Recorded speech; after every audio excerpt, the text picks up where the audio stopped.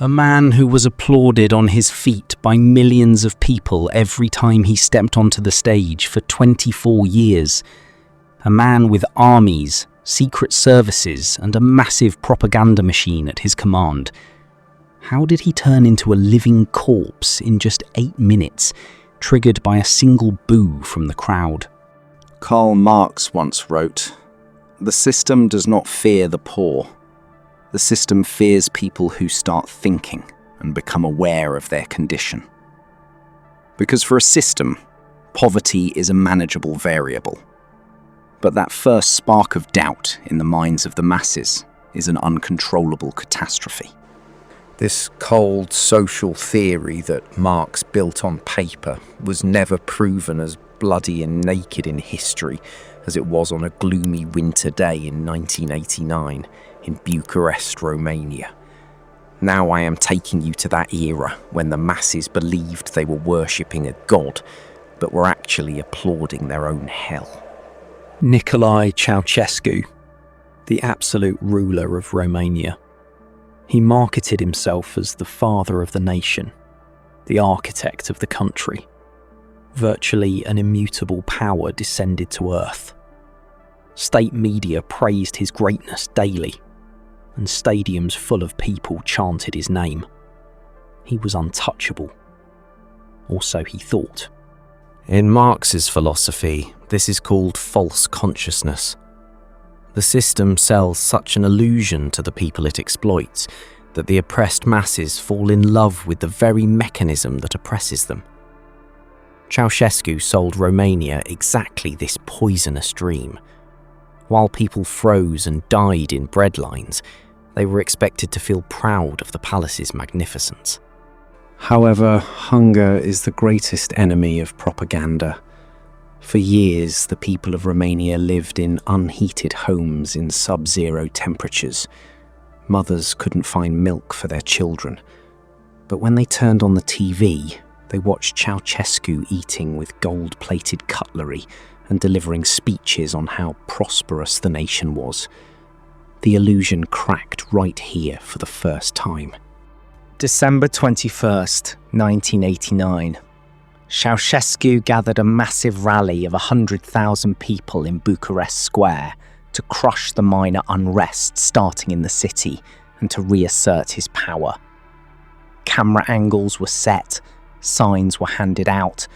As always, a flawless theatre was about to be staged. Ceaușescu stepped onto the balcony. He wore his dark coat and fur hat. Behind him was Securitate, his ruthless secret service. And before him were 100,000 people gathered to applaud him. His mind was completely at ease, because for 24 years, only allegiance and applause had ever echoed from this square. This is precisely the turning point Marx pointed to. Dictators and oppressive systems derive their power not from their armies, but from the illusion of invincibility they build inside people's minds. People submit not merely because they are afraid, but because they are made to believe they are utterly alone. Ceaușescu began his speech trying to appease the crowd by promising tiny wage hikes. Right at that moment, a woman's scream and a single boo resonated from the back of the crowd. Just a 1-second boo. That single sound spread through the square like a spark. The man next to him looked at the one who booed, and another joined in. Within seconds, 100,000 people began shouting in unison, "Thief! Dictator!" The wall of fear shattered into pieces in just 8 minutes. Ceaușescu couldn't comprehend what was happening. He raised his hand and yelled, "Hello, hello." He waved his right hand, desperately trying to quiet the crowd, but nobody stopped. Live on air, his wife was heard saying, "Nicolae, what's happening?" In that moment, the vulnerability of a god was broadcast to the entire nation. Marx places the shift in how the masses define themselves at the core of social revolutions. In those 8 minutes, The Romanian people realised they were not slaves, and Ceaușescu was not a god.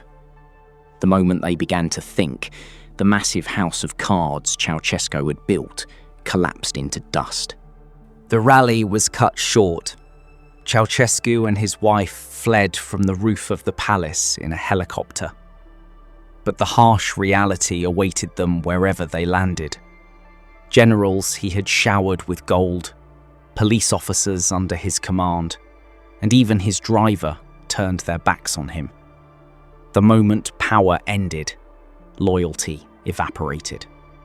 Just 4 days later, on December 25th, 1989, in a rundown room of a military barracks, they were put on trial.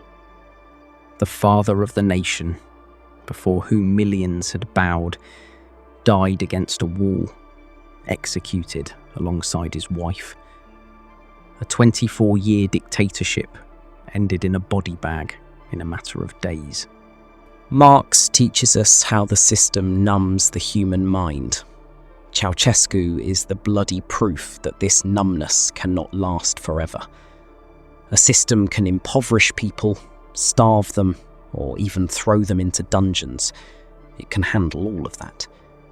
But the moment the illusion in people's minds vanishes, no army on earth can hold that system together.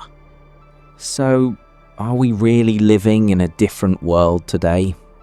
Isn't that invisible mental prison Ceaușescu built in Bucharest being reconstructed today through digital algorithms, consumerism, and artificial agendas designed to keep us constantly distracted? Perhaps none of us are standing in a Bucharest square today, but how many miniature Ceaușescus exist in our lives? Things we applaud, deem indispensable, or refuse to break away from, even though they consume us. What are the things in your own life that you continue to applaud purely out of fear? The problem was never just dictators or systems. The problem was our silent consent to that system. What empowered Ceaușescu for 24 years wasn't his army, but the people's belief that we cannot change this. Just like the things in your life you claim you cannot change. True freedom begins not by running from power, but by nurturing that first spark of doubt in your mind. The moment you start thinking, you will see the illusions in your own life begin to crumble. Tell me, what lie are you continuing to applaud in your life today? And how much longer will you wait to break it?